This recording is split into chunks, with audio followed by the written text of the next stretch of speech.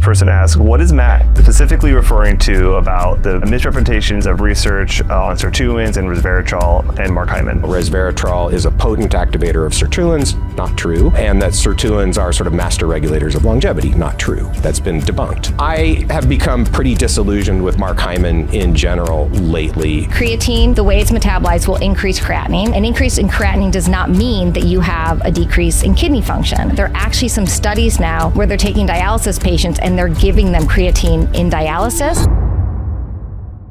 Thank you, whoever posted that question, because I hadn't thought of that, but it's actually spot on. People taking an SGLT2 inhibitor have about 20 to 40% loss of lithium. So I am going to up my dose from 5 milligrams to 10 milligrams based on this. Someone who was super anti-metformin, and then we found out they were taking Berberine. Yeah. We see that a lot with patients who are anti-statin, but then take red yeast rice. And I totally get the idea that natural is better than pharmaceutical, but when it comes down to the actual molecule, right, I think it's helpful to just kind of take a step back and try to be completely rational about it. What do you take for longevity? Magnesium, omega-3s, vitamin D, and then I take a hair vitamin because I want luxurious hair. I've been on it for years. It doesn't do anything. Hey everyone, welcome to the Optispan podcast. Today we're going to do something fun. We've got an AMA from your questions, and I'm joined by Nick and our clinical director, Dr. Nicki Byrne. Nicki and I are going to field your questions and we'll see what we come up with. So let's jump into it. So you've put together a set of questions that have come in through YouTube, Instagram. I don't know where you get, maybe you made some everywhere. of them up. All right. Yeah. So let's see what we got. This episode is going to be focused around supplements. Correct. Right? Yep. Okay, great. So the first one was actually from the episode of you talking about your supplements that you're currently taking, which ones are winners, which ones are scams out there. And the question is, how about CoQ10 for those who take statins? Okay, I'll let Nicki field this one, because it has to do with an interaction between a supplement and medication. Well, sort of. So I think it's interesting because statins do interfere with the endogenous production of CoQ10. So if you look at circulating CoQ10, we can see lower levels in patients who take statins. But what's interesting is that even clinically useful? And so one of the proposed mechanisms for CoQ10s with statins is in patients who have statin-induced muscle aches. And so the data is on that kind of mix. So there's one meta-analysis that shows if you take this CoQ10 with it, people had a reduction in symptoms. Interestingly, their CK levels didn't change. So I don't know how much it's doing. CK is creatine kinase. Yes. So I don't know how much it's doing on a molecular level. And another study that showed that there was no change. So at least in the medical world, expert consensus is patients who are on statins don't blanketly take CoQ10.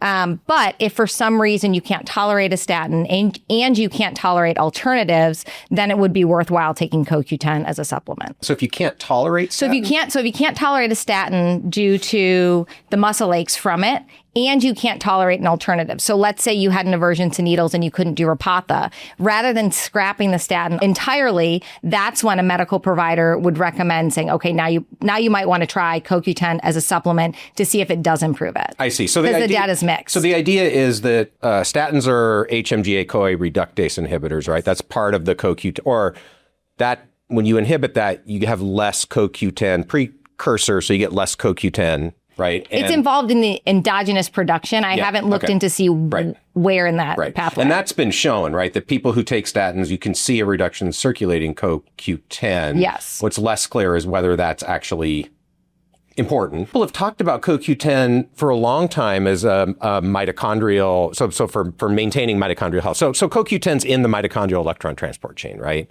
So people have talked about it for a long time. I just think like a lot of these supplements, the actual quality evidence from clinical trials is mixed and pretty weak. So maybe, yeah. Well, I think the other thing to think about, though, is if you're on a statin and we know that it decreases it and there are these pathways towards anti-inflammatory antioxidants, is it necessarily going to do you harm? So when we talk about the risks and the benefits of different supplements, CoQ10 is one that's pretty benign. So we don't tend to see a lot of side effects from it.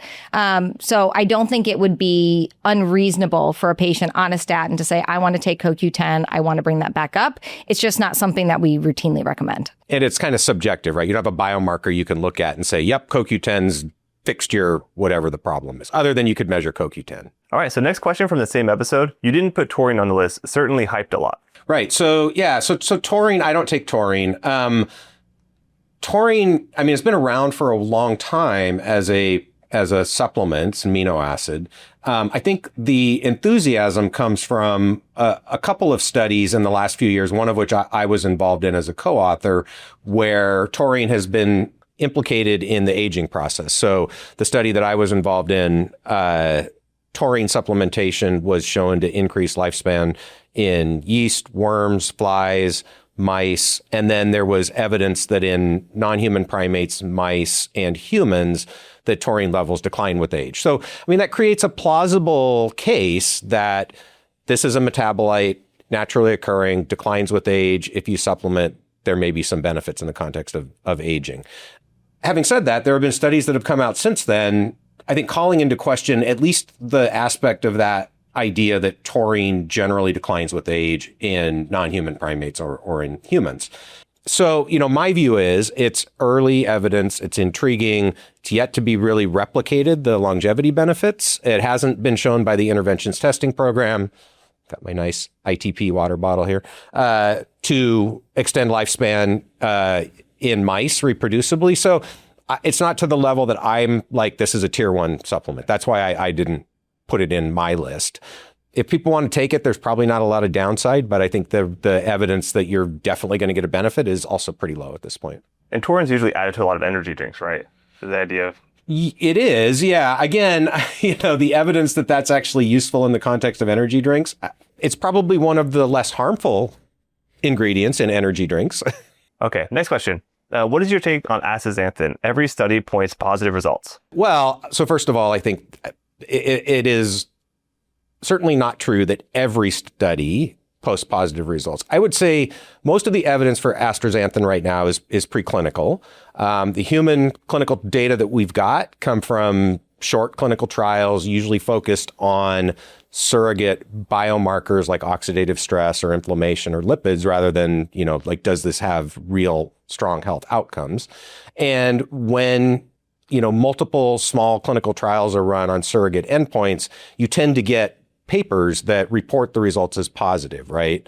And I'm not saying that's a bad thing, but that's just the reality. So you can get these situations where you have what feels like a whole bunch of studies showing positive effects when the actual data, when you look at it as a whole, is sort of moderately convincing, right? So that's kind of where I put the astaxanthin evidence at this point. It's intriguing, definitely has biological activities. Will it translate through to meaningful results in the average person in the real world?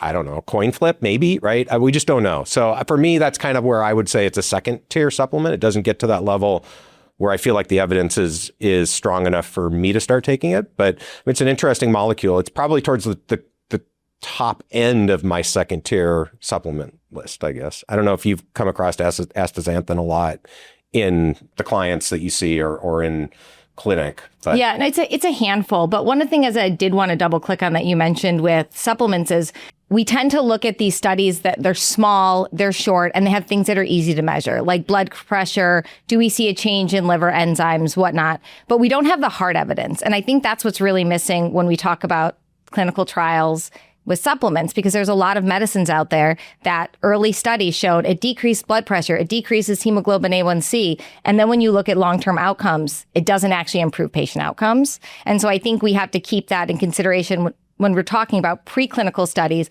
Then we're talking about early human studies. What does this actually mean for someone long-term? Because it may not mean a lot. Yeah, I think you said that really well. And I think that's where my natural skepticism to not jump on the bandwagon from one or two small human clinical trials comes from. Because most of the time, the things that look promising early on, when the larger rigorous studies are done, don't end up showing any significant effect. I also think it's worth mentioning that part of the reason why we see so many supplements where you have 5, 6, 7 small human clinical trials is because in the academic world, it's much easier to get funding for and to execute those kinds of clinical trials on natural products and supplements than it is on pharmaceuticals.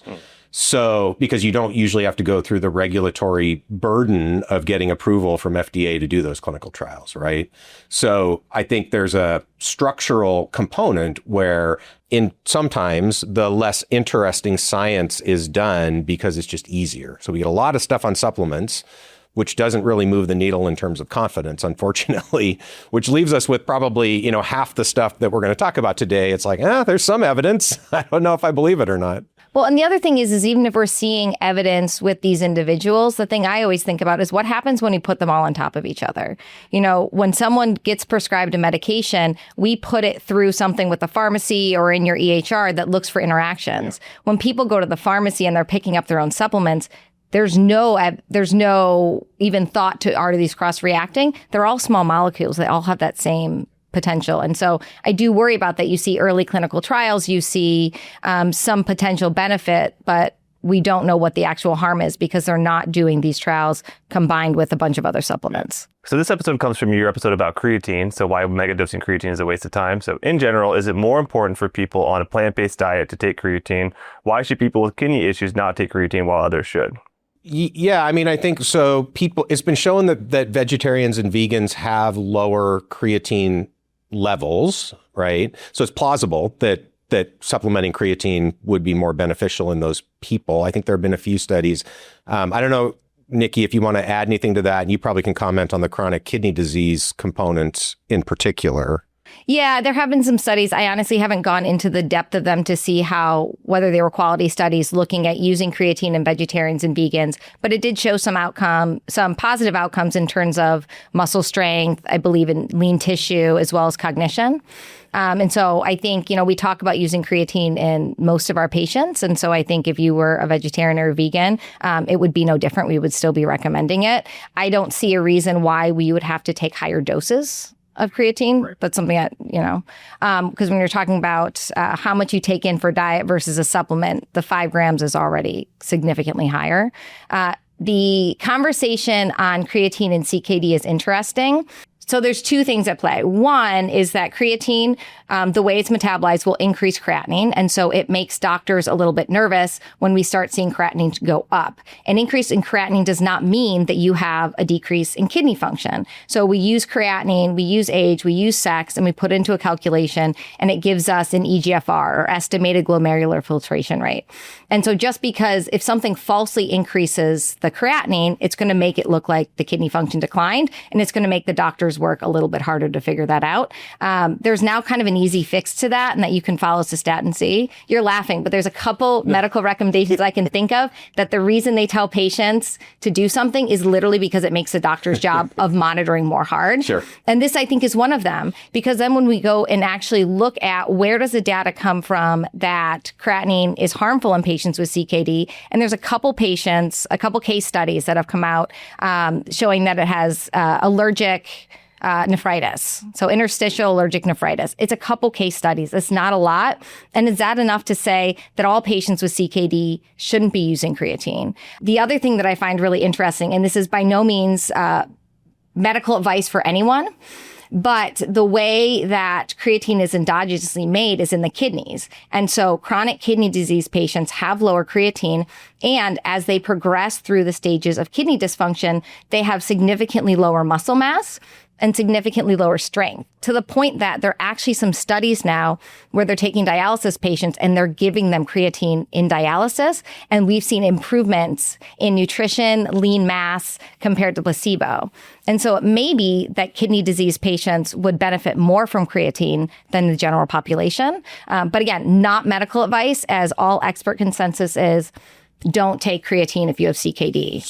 So are those dialysis studies like randomized in any way? Or are these just like one-off case reports? They're small, and I believe they are randomized. Okay. So, that should answer the question, even if it's a small number of people, at least as to whether creatine supplementation is generally harmful in the context of chronic kidney disease. Well, it's not, because we're looking at end-stage renal disease patients and they're on dialysis. So the dialysis is doing all the work. So they've already gotten to the point where exactly. Okay, got it. So, but, what we're doing in our practice is if I have a chronic kidney disease patient, I can think of one in particular who's got stage 3B, and we tried putting him on creatinine. We monitored his EGFR both with the creatinine and a cystatin C, and we didn't see a change. The specific patient that I have in mind went off of the creatinine. I don't know why.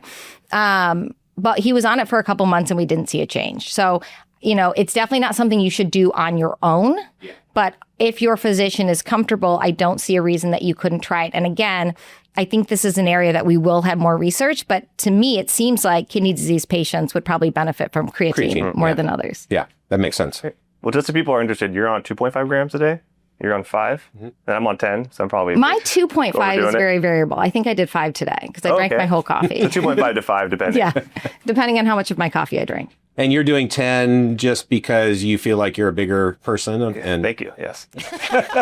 I literally was on 5 grams a day from age 15 until like a year ago. And then maybe it's because I don't know. But because I weigh more, I'm like, if 5 grams is for someone like Nicki's size, shouldn't I be on more was my thought process. Yeah, but the reality is most of the 5 gram data is done on larger people. So if anything, Nicki's should back off. I mean, there's so many assumptions built in there that who knows, right? I think 10, 5, 2.5, we're all going to get to the same steady state level based on our physiology, at least, where you sort of maxed out your creatine buffer. Makes sense. Yeah. It just might get there faster if you take a higher dose. I see. Well, I don't want to waste money, so it might make sense to back off a little bit. Are you taking the premium expensive? It's micronized, Amazon, decent. All right, next question. Still about supplements. So where did you get that optimal range for vitamin D? My test shows the normal range as lower than that. There's a lot of confusion around vitamin D. So, a couple things to say. The reference ranges often are lower. Reference ranges do not equal optimum in the vast majority of cases. Those are population-based ranges, right? And then you tend to map the reference range against pathology, right?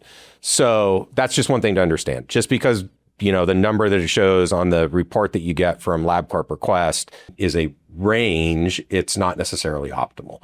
Vitamin D, I don't think we really know, like most things, what truly optimal is. So you have to, in the absence of randomized clinical trials, you have to go based on epidemiology. And that's kind of where I think the recommendations come from. I shoot for 60, right? Personally, and a range of, 50 to 80, which I think maps pretty well to what you tell Optispan. Yeah, we have ours 50 to 80, but honestly, if I have someone in the 40s, I tell them just keep taking what you're taking. So I should probably just make my range a little bit bigger because I'm not making changes to a vitamin D supplementation if they're 46. Right. So 40 to 80? About there? Yeah. And again, that brings up the other point, which is a lot of people will ask, well, how much should I take? And it's so variable based on your individual physiology and environment and how much sun you get that you kind of have to, I think, start with the range or the target that you're after and then experiment with the supplementation to get there, recognizing that it takes a few months before you're going to see your steady state level when you change the amount you're taking from supplementation. So you can't just start taking vitamin D, go in the next day, and it's going to show you on your blood test where you're going to end up. And I've had this experience. I think I've talked about it before where, I started supplementing, I waited a little while, took a blood test, I was still low, and then I started really taking a high dose and I ended up just over 100, which is too high. So you need to kind of wait a while and back off. So I assume the advice that Nicki would give is start low and slow and then test routinely to get to the range that you're going for. Yeah. And vitamin D is one of those fat soluble vitamins. So it's not like it comes down quickly either. So once it's in, it's not like you can really overdo it and then say, oh, I'm just going to back off and I'll be down tomorrow like a B12 or something like that. Okay. Next question. So any thoughts on vitamin K2? No. Nicki? Yeah. So I think that there is a misconception when we see the vitamin D and K2 supplements together. People tend to think that the vitamin K2 helps with absorption. That is not my understanding. My understanding is the vitamin K2 helps in 2 different ways. One, it helps with actual bone mineral density. So I'm not going to know the actual pathway in this, but it's some sort of a cofactor in a pathway that puts down bone. And so having the vitamin D and the K2, you can better utilize the vitamin D. And then the other thought is that the K2 helps prevent vascular calcifications. So that's the concern with taking high doses of vitamin D is that you can get vascular calcifications and that the K2 will help change where calcium is absorbed. And so you wouldn't get the same vascular calcifications. Yeah, I think vitamin K2 is one of those supplements where the biology, like the rationale for higher vitamin K2 is really strong. The epidemiology is pretty suggestive, but again, the clinical trial evidence is limited. This goes back to what we were talking about before. We just, for a lot of these supplements don't have a ton. but higher dietary K2. So Nicki mentioned the vascular calcification. So higher dietary K2 in epidemiology is associated with lower vascular calcification and lower coronary heart disease, or at least death from coronary heart disease. So can you get those same benefits from supplementing? I think we can ask that question about vitamin D and omega-3 and, a bunch of stuff, but it's reasonable that you might be able to. Do you think in general the fast-soluble vitamins, so A, D, E, and K, people should be more careful about not taking too much of them? Versus 100%. where the water-soluble ones, you'll just pee it out. Is that kind of the idea? Yeah. I mean, one of the big ones to think about is vitamin A. You take a lot of vitamin A and you can get hepatotoxicity. So you can land yourself in the hospital with sky-high liver enzymes. So definitely need to be more careful with those vitamins. I think the flip side of that, though, is that you can trust the measurements more, right? In other words, understanding that you're not going to see the super rapid changes up and down in blood work, that you're going to get more of a steady state measurement with these things. You can trust those measurements more. Whereas some of the other water-soluble vitamins, what you see on a blood measurement is going to be determined by whether you took your supplement the day before. Measurements outside the reference range may not actually represent true steady state deficiencies in those. So there's two components to that. Yeah, that makes sense. What's wrong with sulforaphane? Surely he means taking a supplement versus just eating the broccoli, sprouts, etc. right? I don't honestly remember the context here. Let me start telling you what's wrong with sulforaphane. The sulforaphane is super interesting. So first of all, like eating broccoli and broccoli sprouts is a good thing. Independent of sulforaphane, like you should eat your broccoli. I think kind of where I land on sulforaphane as a supplement is that it's mostly influencer hype at this point. And I think, unfortunately, in the world that we live in, a lot of these people who make their living on YouTube and that's all they do have to keep presenting people with shiny objects, like to capture interest. And so one of the consequences of that is that they often talk about these things as though the evidence is really way ahead of where it's actually at and start making strong recommendations for everybody. And I kind of feel like sulforaphane falls into that category where the hype has gotten a little bit ahead of the real science. There is good data there, but it's just not a lot of it. So here's, I think, where I would land on sulforaphane. Well, first of all, sulforaphane itself is not present in broccoli. So this is actually important when you start talking about supplements. So there's a precursor of sulforaphane, which is a different molecule called glucoraphanin. That's what's found in broccoli and cruciferous vegetables. And there's an enzyme called myrosinase that is necessary to convert glucoraphanin into sulforaphane. Okay, so this will become important when we talk about the supplements. So like when you chew broccoli, it damages the vegetables, that releases the enzyme, that actually converts the glucoraphanin into sulforaphane, and that allows it to be taken up by the guts. So the reason why that's thought to be beneficial is that sulforaphane is an activator of an enzyme called NRF2. And NRF2 has been studied a lot in biomedical research, even in longevity, because it activates antioxidant capacity, detoxification capacity pathways. And so the idea that if you get enough sulforaphane into the system to activate NRF2, you're going to have better antioxidant and better detoxification.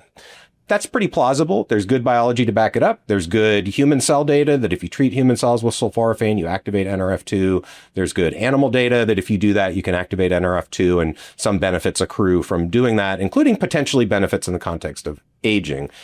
Not a ton of evidence in people, okay? And I think, again, that's where we kind of, often hit the barrier with a lot of these supplements.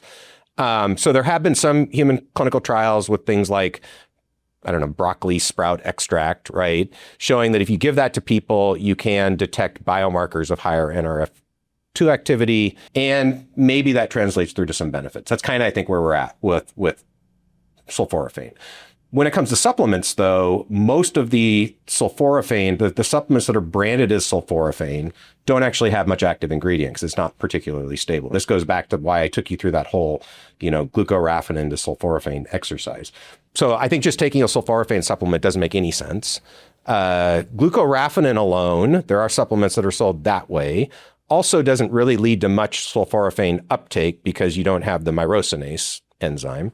So there are supplements that combine them. I can't remember the name. Avmacol is one of them, right? Where it's a glucoraphanin myrosinase combination. So I guess if you're going to take a supplement, doing that makes the most sense. Will it activate NRF2 in your body? Will that eventually be a good thing? I don't know. And this gets back to, I think different people have different philosophies on how much evidence do you want to see before you decide you're going to put this into your supplement stack, right? So for me, I kind of would put something like Avmacol somewhere in tier 2 supplement. I'm not ready to start taking it. The biological rationale is plausible, but there's not a ton of good data that it actually leads to benefits in people at this point. Well, you suggest just eat broccoli. Yeah, definitely eat the broccoli, and you'll get some sulforaphane, you'll get a bunch of other good stuff. Yeah. So yeah, I mean, again, if you'd asked me 20 years ago about broccoli, I'd be like, I'm gonna pass. But I've learned to love broccoli. So yeah, broccoli's good. Yeah, the influencers that I have seen have suggested for the reaction that you're talking about, chopping up the broccoli into small pieces, leaving it for 30 minutes to get the most sulfur. To me, that just doesn't seem like a logical way to practice life. Like I don't have 30 minutes to wait from when I chopped it to cooking it. Yes. So certain longevity influencers talk about like the vegetables have hormesis chemicals, like resveratrol is a popular one. Is this type of same category? That's a nice idea. Whether there's any real biological truth to that. So it is the case that lots of plants create or have molecules that are defense mechanisms, right? That can be used to actually cause toxic outcomes in other insects that will eat them, right? That's where this hormesis idea comes from. Some of these chemicals that are truly toxic, at least to insects, at low doses might actually have benefits, right? It's a wonderful idea that people really like. Not a ton of evidence that that's actually the mechanism for putative health benefits in people from eating those. Okay. Like caffeine's a great example, right? A caffeine could kill a bug if they eat a cocoa Almost bean, anything can kill you, though, if you eat too much of it, right? So again, it's really easy to make these kind of cool arguments without needing a lot of like critical thought behind it. Yeah, makes sense. All right. Hey, Matt, you mentioned that you supplement with fish oil, but you also eat a lot of fish. What's the thinking behind this? Thanks in advance. Great content. Love the show. Well, thank you. I appreciate that. I mean, it really comes down to the epidemiology around omega index, which is DHA plus EPA in red blood cells. So pretty good, actually very good epidemiological evidence that having a higher omega index is associated with lower all-cause mortality and a bunch of other good health outcomes. So personally, and I think this is the general recommendations, Nicki, you can tell me if I'm wrong. I think, an omega index above 8 is kind of where the standards have been set. In my reading, the epidemiology actually suggests even higher than that, maybe even 12 is a good target. So that's what I base it on. If I measure my omega index, and if it's less than 8, I'm going to supplement with fish oil to get up there.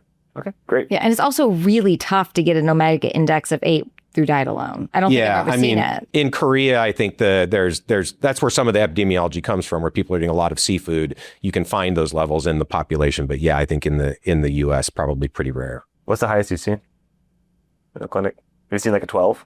I don't think I've seen 12. Interesting. Even with supplementation. Even with supplementation, the vast majority of people don't have 8 with just taking one fish oil pill. Do you guys know what yours is about? Oh, that's a good question. I don't remember my last measurement, but it was probably around 8, or I would remember if it was lower than that. My last measurement, I was not taking a fish oil, and it was not near 8, and I'm since on a fish oil. Okay, so you got to retest it. We should come back and show what my measurement was, because I don't remember for sure. Okay, so this is from the episode with Brad Stanfield. This person asks, what is Matt specifically referring to about the misrepresentations of research on sirtuins and resveratrol and Mark Hyman? So first thing I should say is I think a lot of what Mark Hyman says around diet and exercise is good advice. Okay, so specifically, I heard him give a talk at a conference where he was started talking about longevity, which is not his area of expertise, and he was talking about kind of stuff that has been well debunked in the field, the science, as if it was true, and including comments around how resveratrol is a potent activator of sirtuins. Not true. And that sirtuins are sort of master regulators of longevity. Not true. That's been debunked. So that's what I was referring to there. I will say, I mean, again, maybe I shouldn't say this, but oh well. I have become pretty disillusioned with Mark Hyman in general lately. And in particular, how he advertises for supplements that he's making money off of without not actually making it clear that he's advertising, right? So I think that's not unique to Mark. I think there are lots of people in the field who do that, but I think it's problematic. And there was a pretty good article in the blog Aging with Strength by Paul von Zielbrauer on this. The title of that article was something like, "Is your longevity doctor scamming you?" I didn't say that, Paul said that, but I thought it was pretty good. And it really laid out the case in this particular instance of a blog post by Mark about a supplement called Fatty 15, which really, again, has very little evidence in people. I mean, really little evidence in people for benefits, that this is something everybody should be taking. And he's selling it on his site and getting a cut of the profits. It's very common in influencer world, but it's a conflict of interest and it's problematic. So personally, that for me is a red flag when I see people do that. And it's one of the things I look at when I say, okay, I can't trust that person anymore. Fatty 15, that's the one related to dolphins somehow? Yeah. Yeah. Okay. But it can be found in just cheese and full fat dairy. So, I mean, if you really wanted to get it, then you could just eat cheese or dairy. Yeah. Interesting. And I'm not saying one way or the other about Fatty 15, like, could it potentially have value? Yeah, it could. I'm just saying the actual evidence for it is way low compared to a lot of the stuff we talk about. But I wonder, though, when you think about it, because there is some evidence for full fat dairy and long-term brain health. And I wonder if Fatty 15 or if that's involved at all. Certainly possible. That's why we do experiments to find out. Yeah, it's a reasonable hypothesis. Yeah. We should go test it before we start telling people that they ought to take this because they're going to, preserve their brain and not get dementia, right? That's the kind of, getting ahead of the data. Yeah. Okay, so we got a couple questions on lithium to wrap this up. So the next one is, hey, Matt, great content. Question for you. Since you take an SGLT2 inhibitor, which in addition to increasing sodium and glucose excretion, also massively increases urinary excretion of lithium. How do you manage your lithium dose? Would you just be pissing away the lithium benefit? This is a really good question. And I have to say, first of all, thank you, whoever posted that question, because I hadn't thought of that, but it's actually spot on.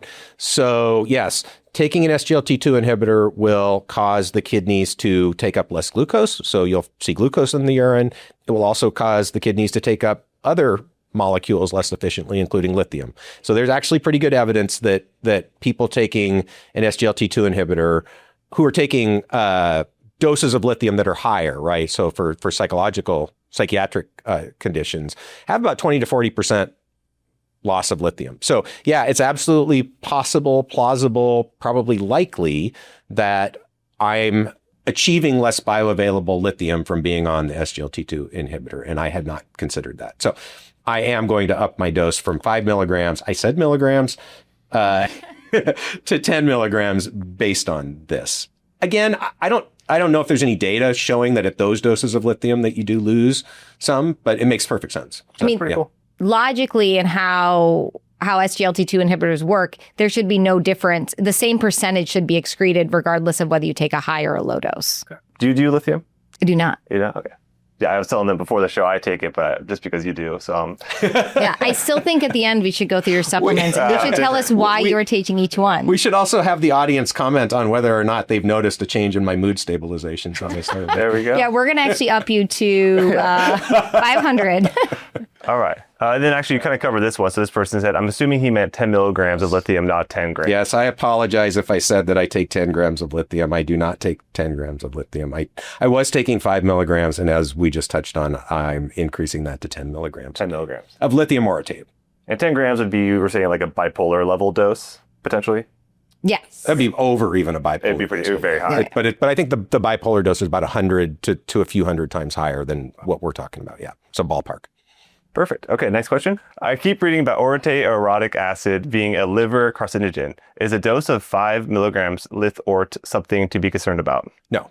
It's a reasonable question. This is one of those things we often see where people do animal studies in mice at super physiological doses that are way above what people are getting exposed to in diet or supplements. So first of all, lithium orotate and orotic acid are the conjugate base and acid. So same molecule, just with or without a proton. Okay. So there are natural metabolites involved in mitochondrial metabolism. So what was done was studies in mice and rats, these are probably 70s or 80s, where they gave them like 50 grams a day or something super high, right? Or at least the mouse equivalent of human 50 grams a day, 1% in the diet. And saw that those mice developed fatty liver. I don't know if the mechanisms were ever figured out, but it probably has to do with somehow changing mitochondrial metabolism and Krebs cycle. So you induce fatty liver in the mice, and that leads to downstream consequences, including liver cancer. Again, super high doses, we just talked about. So 50 grams compared to 5 milligrams, right? Where I don't think there's any reason to believe or any evidence that 5 milligrams a day of lithium orotate is going to do anything consequential to the liver. I don't know if you've ever heard of anything related to liver function, but not on low doses. Yeah. I guess the one thing I would add is if you're taking the approach that we philosophically align on here, you're also going to be monitoring your blood work, and you would see if there's a change in liver enzymes. Yeah.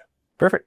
Okay, next question. Is there anything over the counter that folks can take for health span / longevity? There's lots of stuff you can take. I think fundamentally it comes down to what is the stuff you should take, right? And there's no right or wrong answer. So again, I've said this before, it's all probabilistic. We can make probabilistic arguments about what the likelihood is that a certain over-the-counter intervention is going to be beneficial across the population and for the individual, depending on the data that we've got, right? So we can talk about, and we have talked about what we each do, but I don't think we can say with confidence, everybody should take X for longevity.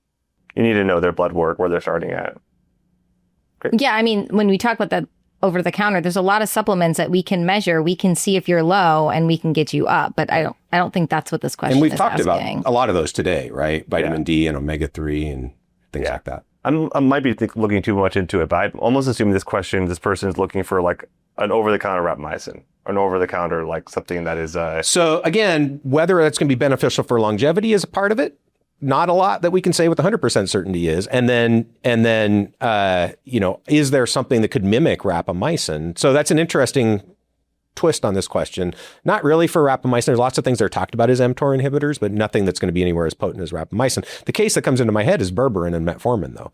So I very much believe that berberine is just an unregulated form of metformin, and you can get pretty much exactly the same activity from the doses of metformin people are taking, berberine that people are taking as a supplement. And actually, I need to do an episode on this. There's pretty interesting data that those doses of berberine might actually be more effective at inhibiting the electron transport chain than pharmaceutical doses of metformin. So that's an example where there is actually a natural product that matches a pharmaceutical. Yeah, I remember you and I were talking to someone who was super anti-metformin, and then we found out they were taking berberine. And he didn't have a logical reason why. And it was kind of like an awkward, like, oh, okay. Yeah. We see that a lot with patients who are anti-statin, but then take red yeast rice. Yeah. Right. Like, which has a statin in it. Yep. Yeah. And again, not to make fun of people. I totally get the idea that natural is better than pharmaceutical, and lots of people distrust the pharmaceutical industry for good reason. But when it comes down to the actual molecule, right, I think it's helpful to just kind of take a step back and try to be completely rational about it. But I wish I could tell you guys what you should take for longevity. Look, if I knew, I'd take it. So, but we can talk about what we take, right? I think that, and we have. So, I don't know, Nick, what do you take for longevity? Yeah.